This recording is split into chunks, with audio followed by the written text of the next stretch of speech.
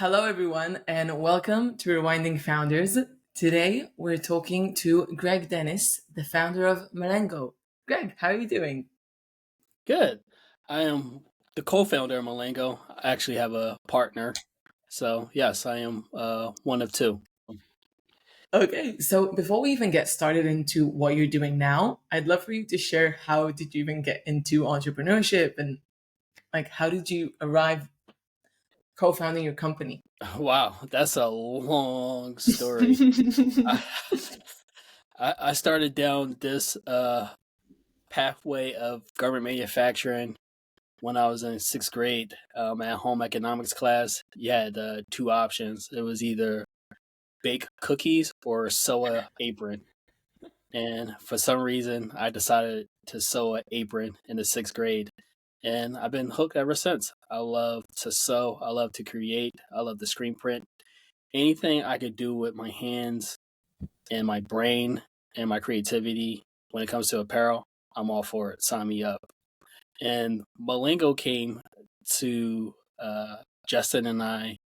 He was on the entrepreneur side. He had a accessories backpack company, and I was working for a startup at the time as well on women's undergarments. And it was just a struggle to find stable, reliable manufacturers.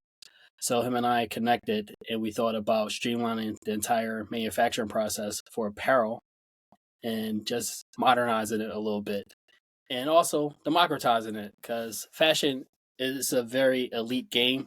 It takes a lot of capital. You got to know the right people to get placement as far as PR and marketing and things of that nature. So we just want to even the playing field and make sure it's accessible to anyone with a cool idea. So yeah, we connected, and we launched this thing about two and a half years ago. Wow, amazing. How do you guys know each other? We connected through mutual friends. So you didn't have a background of before you had the company? Far as background, as far as what? Like you knew each other for the sake of the company. Absolutely, yes. Okay. And how is it working with someone that you haven't really worked before and starting a company together? That's a good question. Takes a lot of communication. When we first started, we will meet probably 5 times a day. And Really? just review everything from strategy, um, what clients we should target, marketing, anything you name. We will have a conversation probably 5 times a day, and that gradually just morphed into this wonderful business opportunity and relationship. Like, I consider him like a brother to me. That's amazing. Yeah. What's one thing that you found out about entrepreneurship that surprised you, that you didn't think would be this way? I always knew that it was a lot of work, but it's a lot of work. It's a lot of work. We operate 24/7. We have a team here in the States, and we also have a team in Asia as well. And we're constantly working. There's constantly questions. There's different things that need to be approved, things that need to get done. So it is a 24/7 operation. There's no real days off for startups.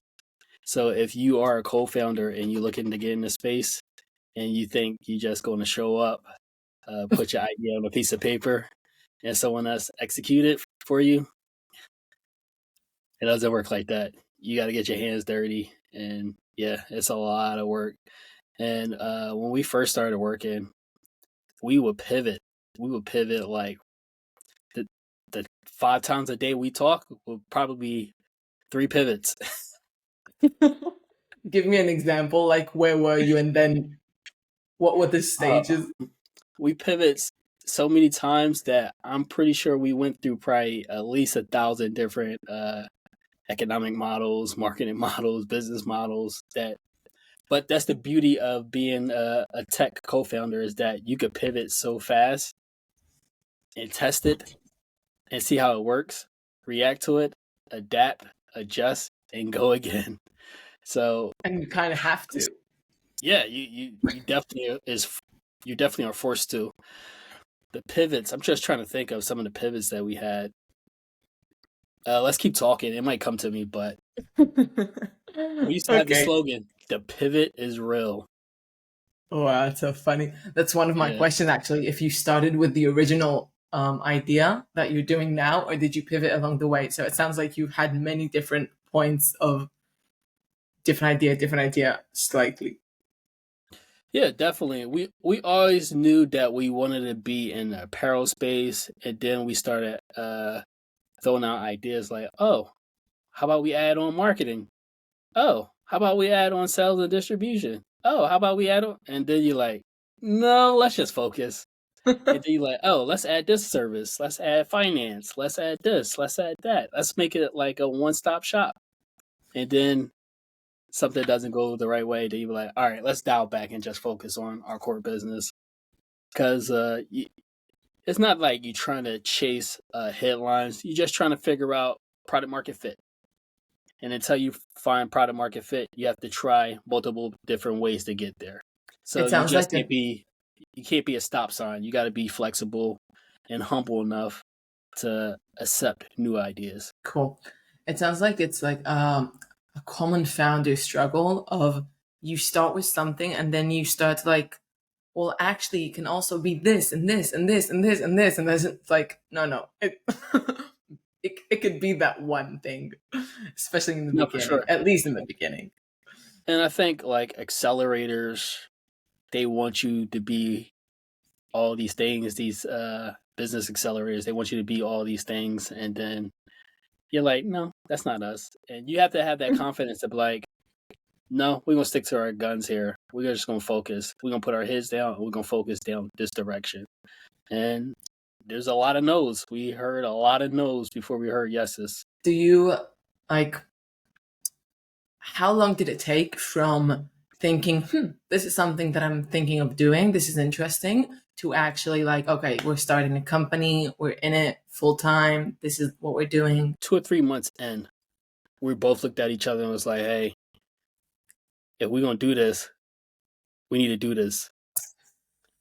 And How confident were you feeling about it I, back I, then? I looked at my bank account, I looked at the credit cards, and was like, all right, dude, I have this much amount of time before I'm gonna have to go beg in the streets or something. I have a family, I have a wife, I have a kid, and I was like, all right, we're gonna give this a solid push for at least a year. But I would say honestly, about 4 months in, and we started getting traction. We started getting interest from the investment world, and I was like, okay, all right, we're on to something. I don't know what we on, but there's something here, and let me stick to it. And this is definitely not my background. The startup world is completely new to me.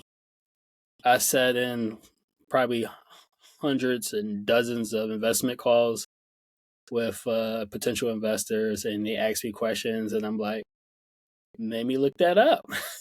Look at me. That's And just so being humble enough, interesting. like, hey, this is not my world. Can you explain that to me?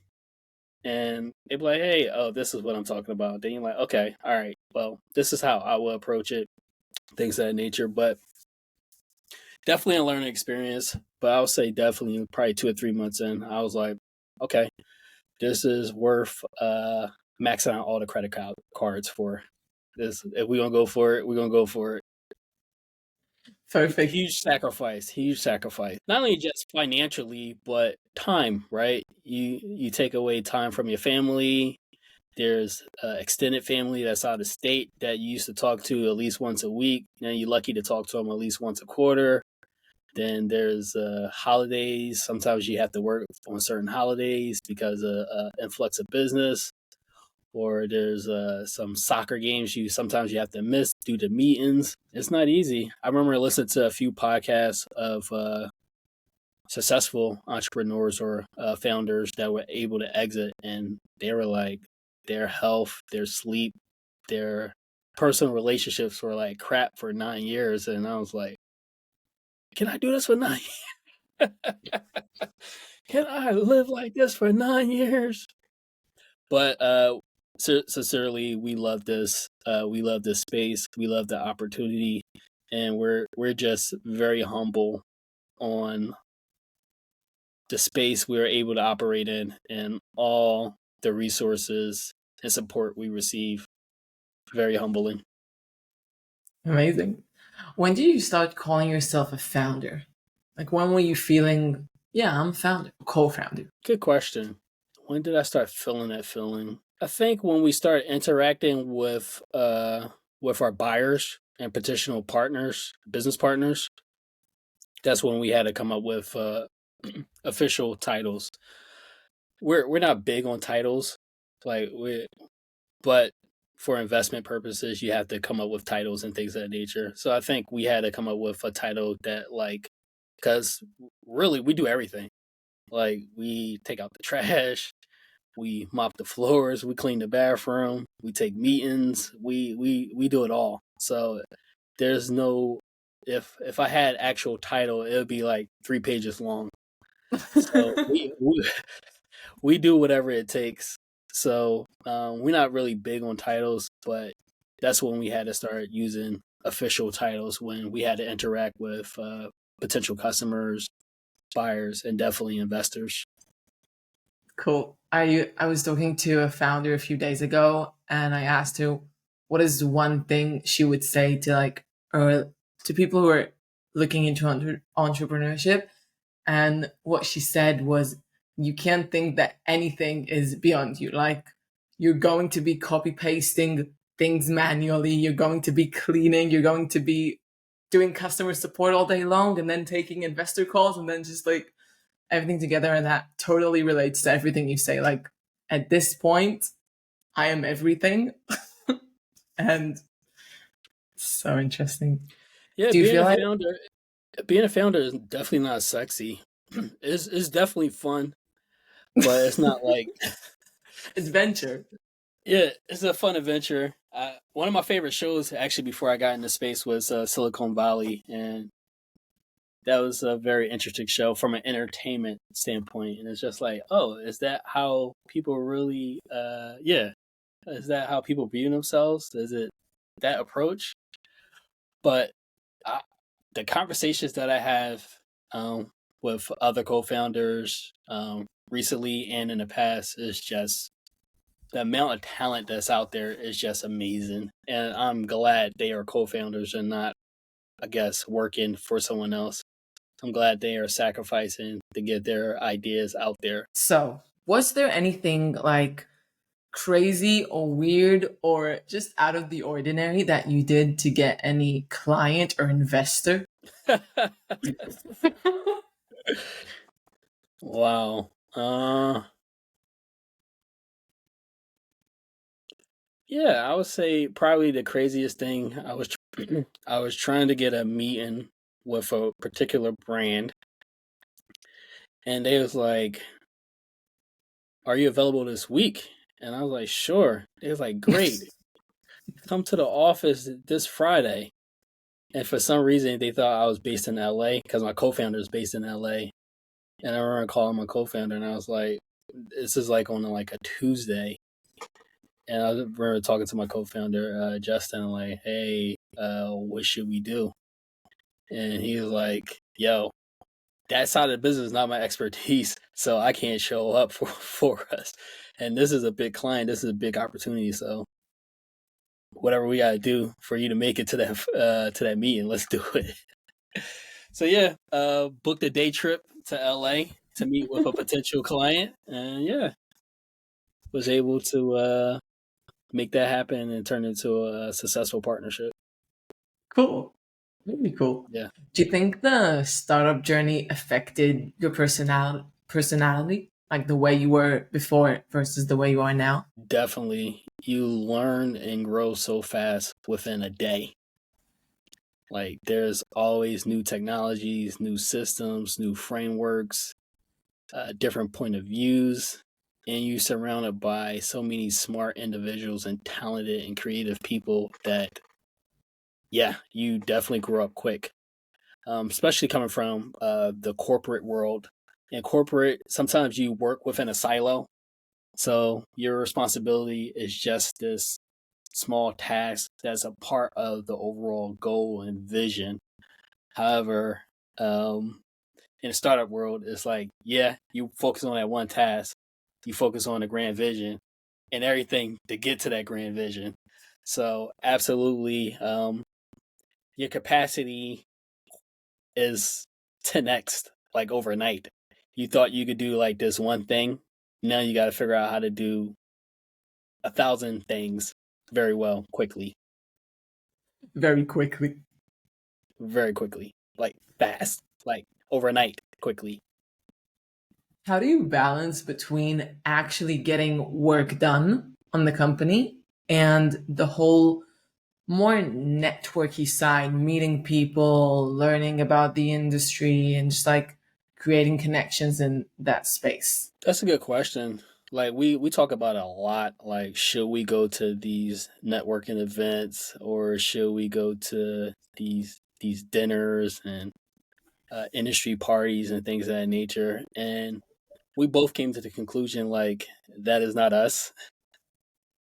Not in like a stuck up snobby way, but we're grinders. We're the guys that's gonna put our head down, go to work, figure out our systems, figure out our business models, figure out our approach, and just grind it out and work it out. And fortunate for us is our business is based on buyer and client relationships. Organically, we have to network and connect with different people and different brands in different parts of the world. And even on the factory side and the supply chain side, you always constantly meeting new suppliers, new vendors, and just cultivating and building that relationship. And sometimes they introduce you to people and things of that nature as well. So on a daily So basis, I probably you're meet organically on a daily basis, I probably meet 5 to 10 new people. so a lot of social battery. Yes, yes, you got to be very social friendly, if that's a term. You can't be an introvert. Not saying you have to be like bubbly all the time. Like you're allowed to be human. However, that this when you are selling a service or SaaS, you have to be a lot of times you have to be buyer facing or customer facing. Interesting. When you and your, what is the, let's say, what is what you do and what is what your co-founder does? Yeah, Justin focuses mostly on the tech side, so he makes sure we're constantly evolving in the tech space regarding AI, APIs, and anything that is tech related. He managed that side of the business. And primarily, I focus on the product creation side and the buyer relationship side as well.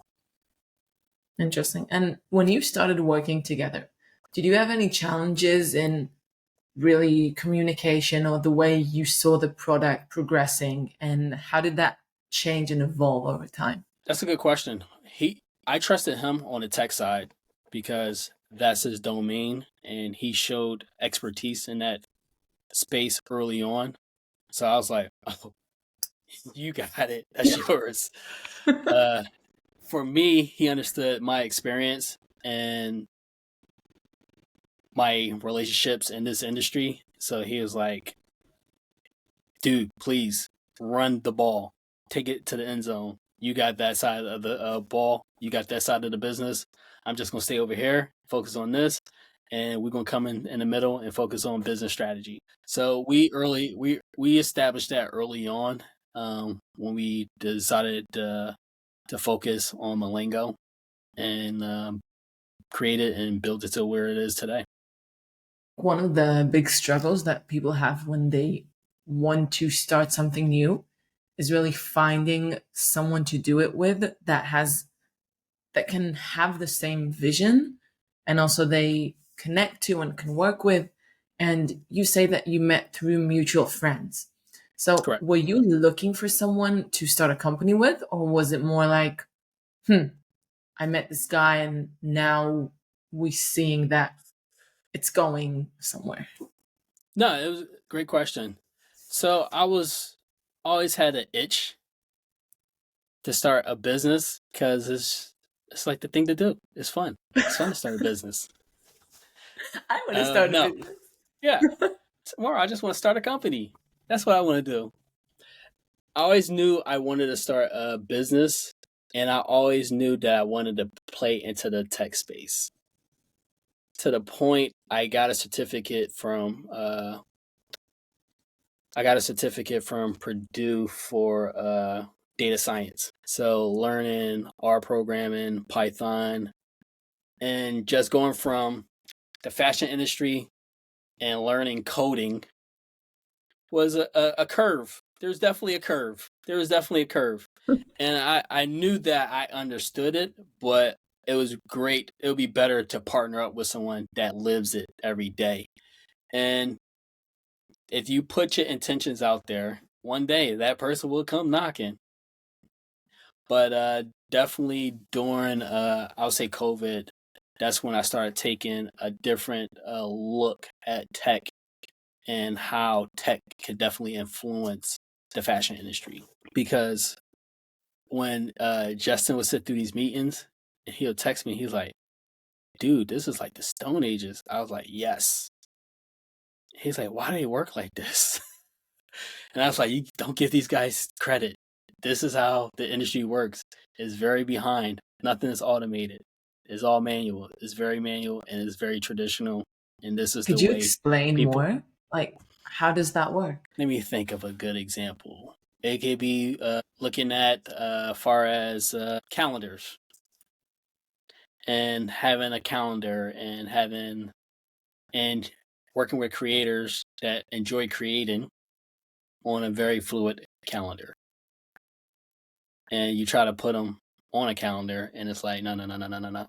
I need to be able to create. So you can't set meetings, really. And you're like, hey, but you gave me this deadline. And you're like, yeah, I understand that, but I just need to be able to create. And you're like, okay, Interesting. you want to add that to the mix. Oh, you want to change it now. Oh, you want to start from scratch. Okay. But you still want that same date. Yes. Interesting. How do you navigate that? Continuous communication and yeah, just being upfront and honest and just saying, hey, that's something we can't do. Hey, we'll get back to you on that one, but I don't think we'll be able to do that one. Or yeah, just being upfront but for the most part, we always pride ourselves on finding a solution. The team is pretty good at finding a solution to make the customer, our buyers, happy. Amazing. Do you think how much of what you do on a daily basis is communication versus anything else? Majority of it is communication, internally and externally. Tons of communication. Tons of communication. It's such a small entity and company that someone always needs something from you. Or you might need information or something from someone else that is on the team as well. So there's always continuous communication, which is healthy. It's a lot of information being shared. There's a lot of meetings. I'd rather be in meetings all day versus no one wants to meet with me. And then, do we have a business? And what are we doing? But there's communication, tons of communication, and just looking forward to automating that. Cool. Do you think, slight transition, do you think that the startup affected the kind of people that you're around, like in your social life or your personal relationships? Like, how did that play into it? Oh, definitely. Well, you spend 90% of your time working, so you definitely would try to spend a lot more time with your family and your significant other. So that's number one priority is to spend time with your immediate family. And two is, yes, you want to connect with people outside of your work bubble just to, I guess, normalize yourself to figure out, hey, what team won last night? What game? What movies you guys are watching? What TV shows should I look into? I would never watch these TV shows, and I don't have time to watch these movies, but I'm still curious about it. Like, what music are you guys listening to? I'm curious to know what's going on in the outside world versus just tech. But Interesting. yes, the relationships definitely do change. It doesn't. Your circle doesn't become smaller. It become a lot more wider. You have access to a lot more people, and yeah, you have a lot more conversations with people that probably generally you probably won't have a conversation with probably ever. Like us being in the same room with Jason Calacanis and having a conversation with him to other folks of the investment world and clothing designers and cool creators and pop stars and athletes that you are walking in a room with that you got to have these conversations with because you represent a service, you represent a business, and you represent a solution for all these different folks. And yeah, it's super cool. But yeah, on a personal standpoint, you definitely going to sacrifice. You definitely going to sacrifice if you really want this thing to work. And Do I you never think, understood that, but now I get it. Yeah. I guess everyone, when they start a company, like you have to be a little naive to do it. Yes, you have to be blinders on and very full of yourself because you're going to hit some roadblocks and you're going to be like, what am I doing? And then you look up 6, 12 months from now, you're like, oh, I actually went through that. Cool. I actually did it. Cool.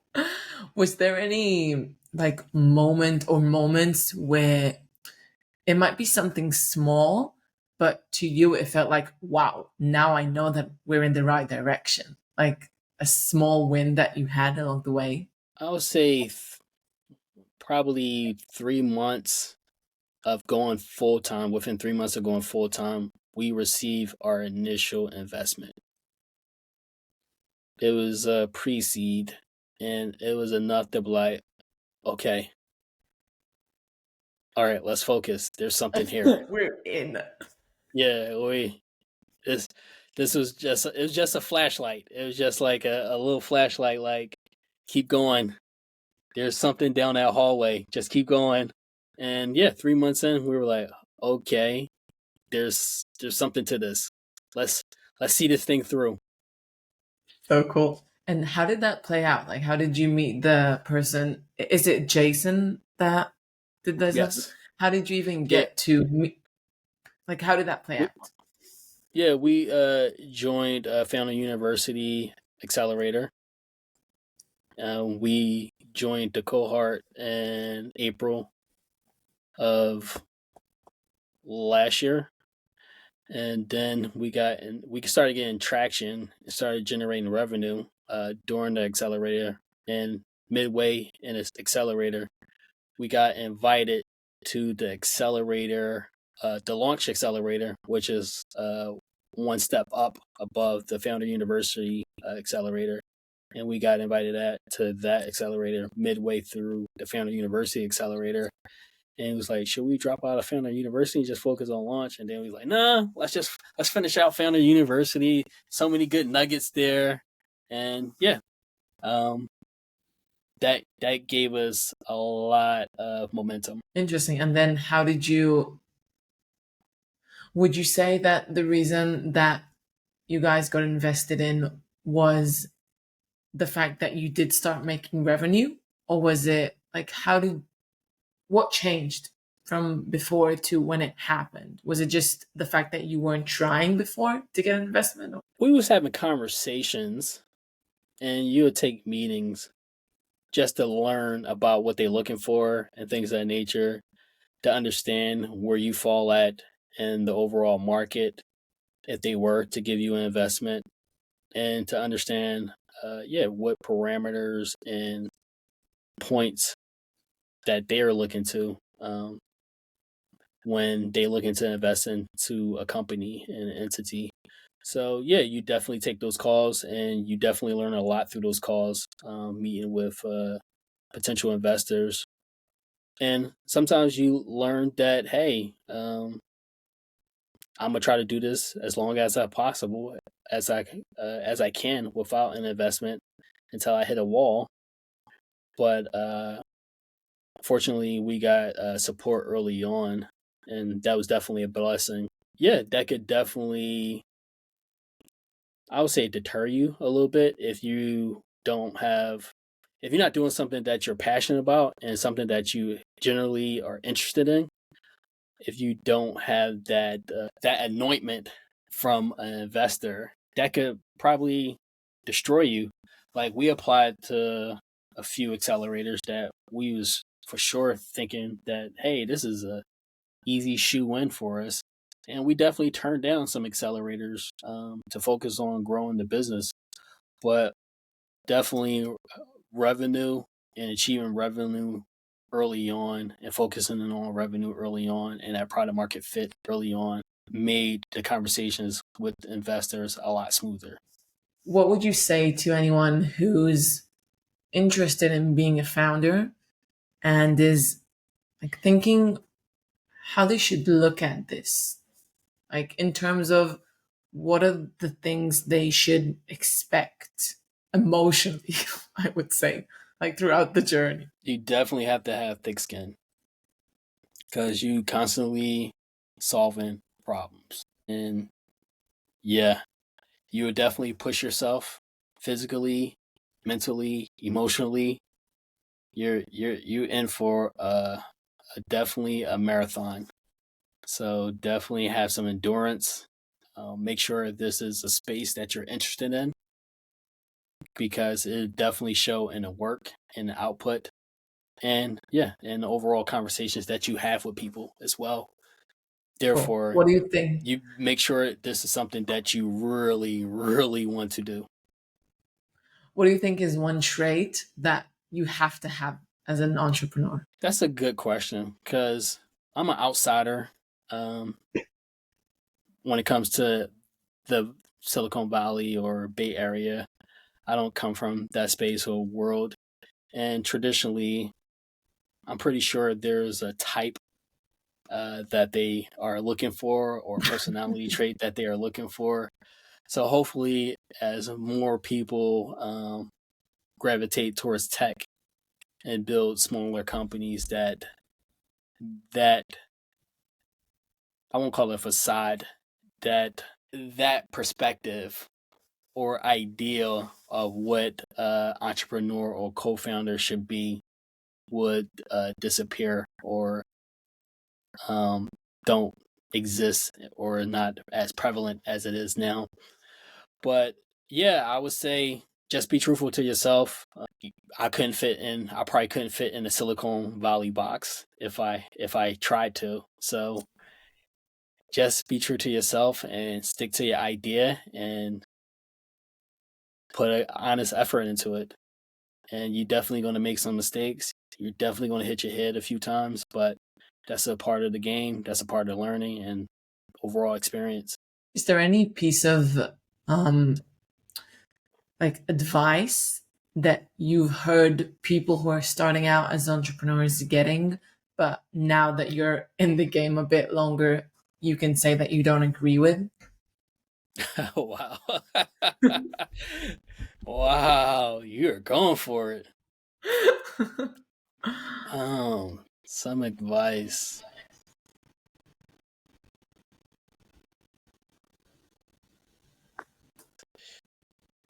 You know, some advice is that I know that from um, reading books like the E Myth, one of the philosophies is that you should probably start a business that you don't have a background in because That you're you able should. to.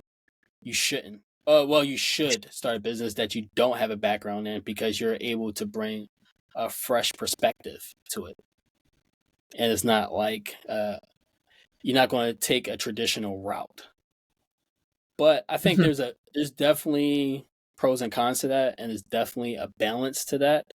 So you should definitely start a business that you're semi comfortable with, but not ultraly comfortable because sometimes it's just you're just making the status quo, and you're not changing, you're not making a difference, you're you're not making a strong impact. So you're just chasing something or idea that's already there, and it's not unique enough to stand out in the market.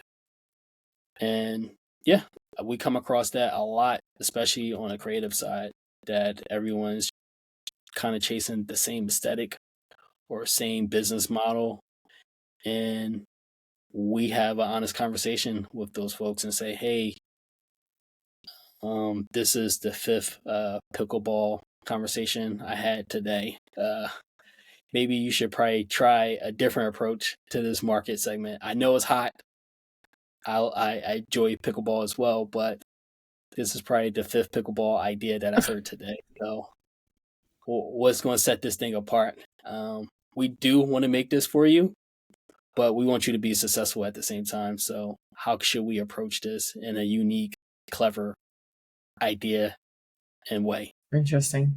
Would you say that the field that your company is operating in, is it highly competitive? Is it somewhere that it's kind of like, was there a space, or do you feel like it's very competitive and you've managed to do it in some different way and then get business through that?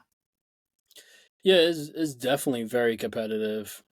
It's definitely not easy, and How did you we get your first clients? early on, my first client was, I hate to say it, was friends. Because you want to prove your business concept without reaching out to friends to make sure it is a viable business. But yeah, the first handful of clients that we have were definitely friends, that were definitely people within my network. Now, today, zero of my clients are friends.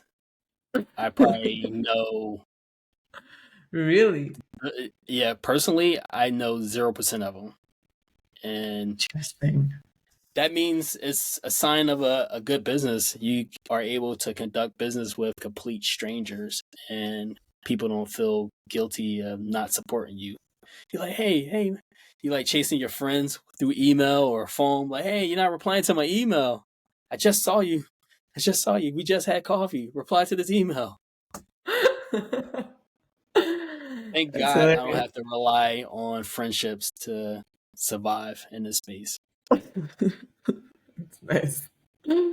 And did you have all the relationships with the people who you later got into business with, or is it just like constantly like how do you even get to people? Because I would assume that this field, it is quite competitive, and people, it's not like people are just like sad sitting at home doing nothing. They're using other companies, and Absolutely. like how do you to even initiate the first conversation, because I'm assuming it's like it's quite a commitment for them to move from some other vendor or however you want to call it Yeah, for sure. and Yeah, signing a vendor, deal. factory. Yeah. It's interesting that people find us. And Interesting. yeah, and I'm always asking people like, how did you find us? And they be like, oh, I was working on this for 2 years, and I decided to hire some help. So I did some research for a month, and you guys came up, and you guys keep coming up through Instagram, through Google search. There's all different types of ways you guys keep coming up. So yeah, people are finding us. Lucky for us. Yeah, that's like the fantasy of the founder. Like people are just coming. If you build it, they will come. I would say that most people have Month said to five, me that month five, not what. month one, not month two. If you build it, they probably start coming around month five. Mm, interesting. I Not right think away. most They'll founders come. don't relate to this experience. What do you think, actually? Yeah, I trust me. I know it's tough. I know it's hard. I'm taking every sales call. I am doing cold outreach as well. And yeah, every opportunity that comes across our desk, we take very serious and we appreciate, because yes, we know how hard it is. And yeah, I have conversations with founders, and they're like, "Hey, I'm looking to raise, or I'm looking to start having conversations." And then I ask them like, "Hey, how long you guys been around?" They're like, "Oh, 2 years, couple of years." And I'm like, "Oh, cool. What's your revenue?" And they're like, "We don't have any customers yet." And we're like, "Okay, cool." A little harder that way. Yeah, it's like, "Oh, wow, cool."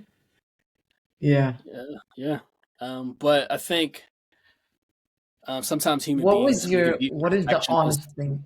What did you say? I said sometimes human beings, we could be perfectionists, and we're afraid to put our ideas out there, and uncomfortable with putting our ideas out there. Maybe afraid of our peers critiquing it, or maybe being afraid that the public will critique it. But you just got to go out there and just take a swing. And if you fall flat, you fall flat. At least you learn something. You grow from it. You wipe yourself off. You try something else. Try again. But at least you went for it. The most important thing is to try. What would be your honest advice to anyone who tells you, yeah, I've had a company for 2 years, but we don't really have customers or we don't really have revenue? Like, what would you say to that? I would I would tell them to try to get real customers, even if they're not paying customers. Get someone testing your product out just to see how it works. See what the user experience is. Just to give you some honest feedback that's outside of you, your co-founders, and probably your immediate team and family. Just get it into the hands of real people and see how they interact with it as soon as possible. Do not wait, because the product would never be perfect. Like, we make updates probably every day, to the point I'm like, oh, I gotta reload. Oh, I gotta refresh my computer. We did another update last night, but it's never a perfect time. You What did never your will have idea the perfect start? product. What did your idea start as?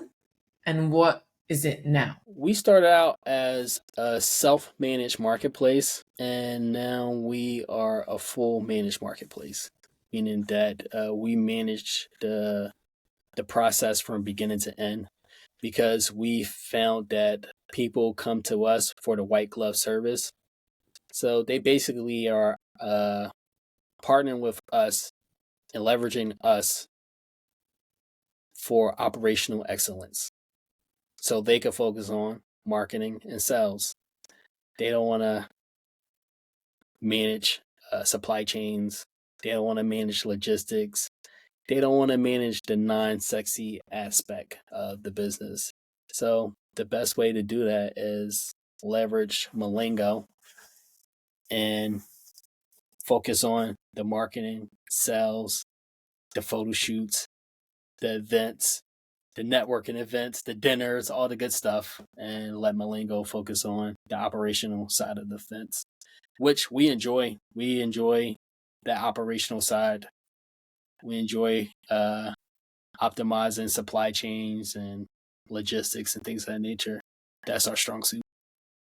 Perfect. Each person gets to do what they're strong at. Absolutely, absolutely. And it's all about leverage. Perfect. What advice would you give yourself of the beginning of the journey? Keep going. Solid. Keep going. Yeah, you're gonna take a few kicks. You're gonna take some punches, but you got to keep going.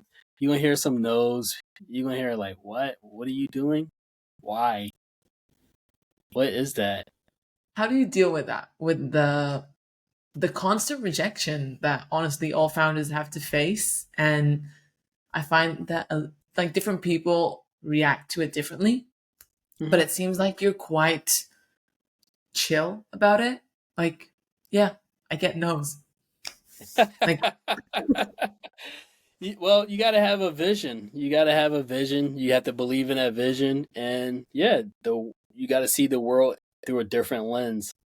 Like, I'm pretty sure 100 years ago, if you had to tell people like, "Hey, you're going to sit in a metal tube and you're going to fly from Washington D.C. to Los Angeles, California within 5 hours, people were like, "What are you talking about?" But someone has to have that vision, or like, "Hey, we're gonna take human beings and send them outer space for fun, for recreation, For fun. just for fun, not for research, not for science, just for fun." And I'm pretty sure a generation or two younger than us, they'll be hanging out in a hotel bar out there in the space, out there in the cosmos, saying, "What were they thinking by staying on Earth? This is so much fun out here." So interesting. How So do you just got you? to have a large vision and just stick to it no matter what. That's amazing. Okay. Is there anything else you think young founders should know that you want to share? You don't have to be perfect and you don't have to know everything. You just had to be humble enough to learn and be open minded and be very resourceful. Be able to collect data and resources from all different spectrums, all different walks of life, and apply that data and where you see fit. And there's no magic bullet. Like, you just got to try. You fell and you try again, and you fell and you try again. And you just got to keep on going until you find the right fit, the right opportunity that makes sense for you long term, not short term. And I trust me, it's easier to think short term because you want like the instant gratification and things of that nature, but sacrifice for long term success and don't get caught up in what you think a co-founder should act like or be. Just be yourself. Amazing. Okay. Well, I think this is it for today. Thank you so much for joining and sharing both the funny sides and just like the way it's been and what to expect when being a founder, I guess. I'm still learning And myself. This is real. I think it's like if you didn't think that, that would be weird. We are learning. I just came up with 2 pivots right now, just sitting here in the last hour, ready to pivot right now. Glad to inspire you. Definitely inspirational, and I think this is a very unique approach. It feels like a more humane approach to being a founder and hearing stories of founders and the reality of starting a business and going out there and try to make an impact. So this is very cool. Keep doing what you're doing. Amazing. Thank you so much. Thank you. Thanks for the time.